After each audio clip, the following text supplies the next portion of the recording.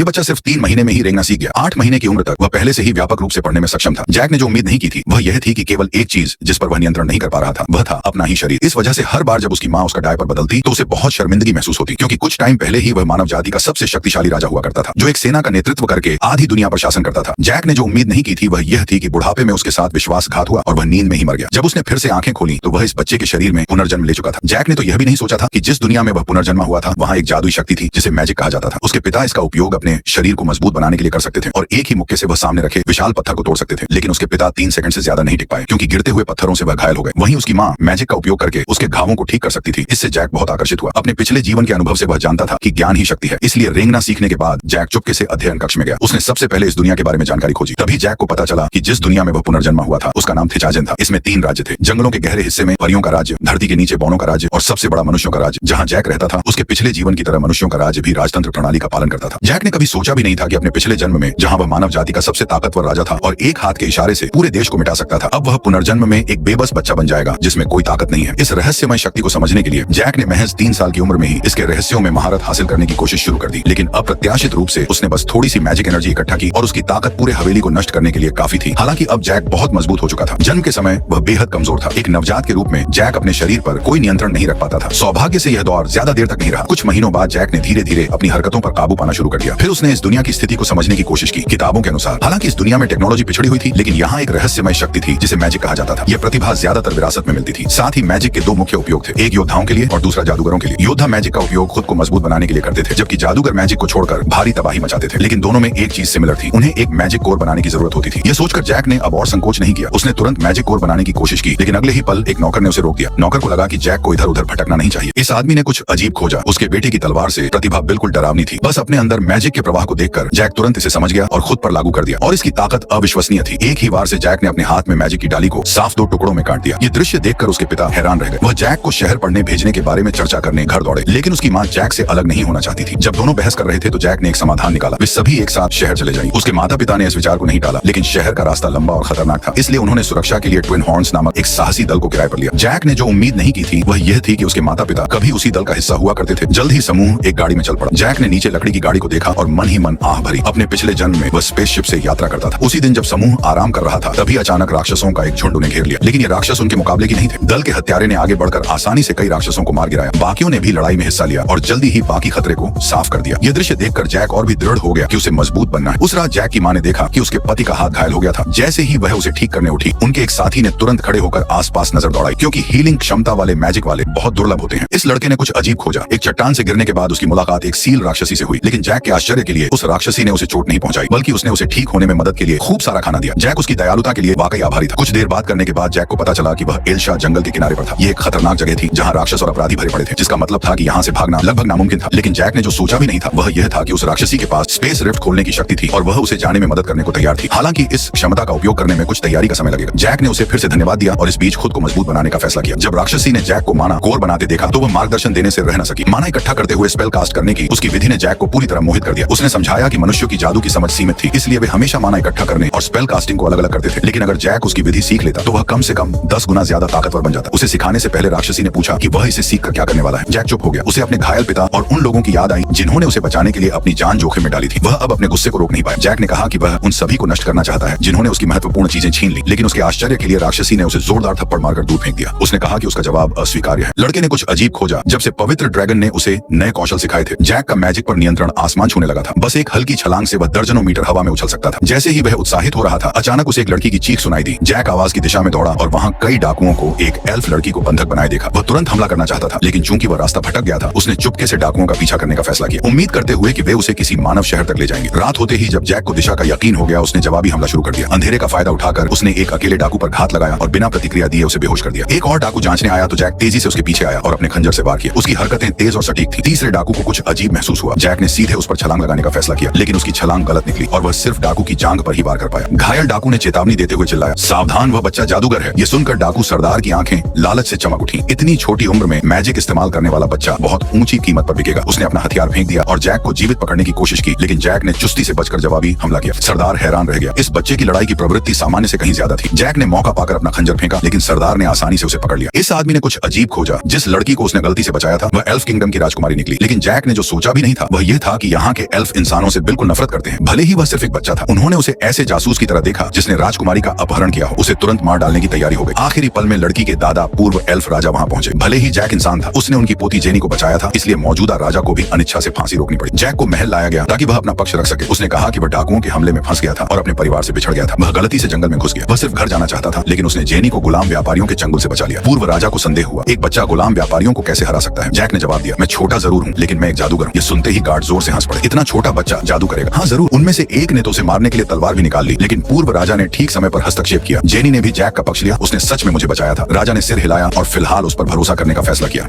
Jack ने राहत की सांस ली और कहा कि वह जल्द से जल्द यहाँ से जाना चाहता है। वह बस इंसानों के राज्य वापस जाकर अपने परिवार से मिलना चाहता था। लेकिन राजा ने सिर हिलाते हुए कहा, यह इतना आसान नहीं होगा।